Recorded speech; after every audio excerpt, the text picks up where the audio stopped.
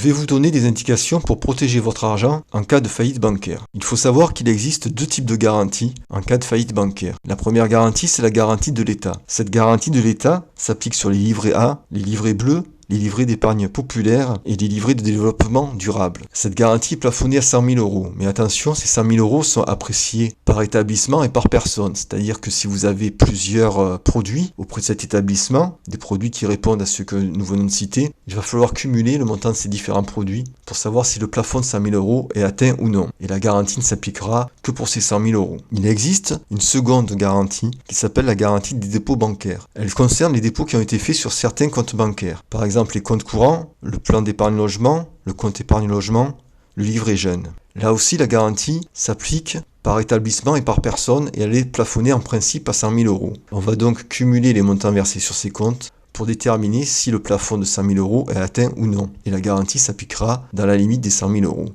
Il y a des cas où cette garantie de 100 000 € peut être dépassée. Par exemple, en cas de compte joint, c'est 200 000 €. Elle peut être rehaussée à 500 000 € dans des cas exceptionnels, voire dans un cas particulier, être illimitée. Mais ce qu'il faut retenir, c'est qu'en principe, chacune de ces garanties est limitée à 100 000 € par personne et par établissement. Pour ne pas être limité à une garantie de 100 000 €, il faut être multibancarisé. Vous allez pouvoir ouvrir des comptes auprès de différentes banques et vous allez pouvoir bénéficier de 2 protections supplémentaires. La première protection, c'est que vous allez répartir les risques. Si une première banque tombe en faillite, l'argent déposé sur d'autres banques ne sera pas concerné, à moins que ces autres banques tombent en faillite aussi. La seconde protection, c'est que vous allez pouvoir à chaque fois veiller à rester en dessous du plafond de 100 000 € afin de bénéficier pour chaque établissement de la garantie applicable.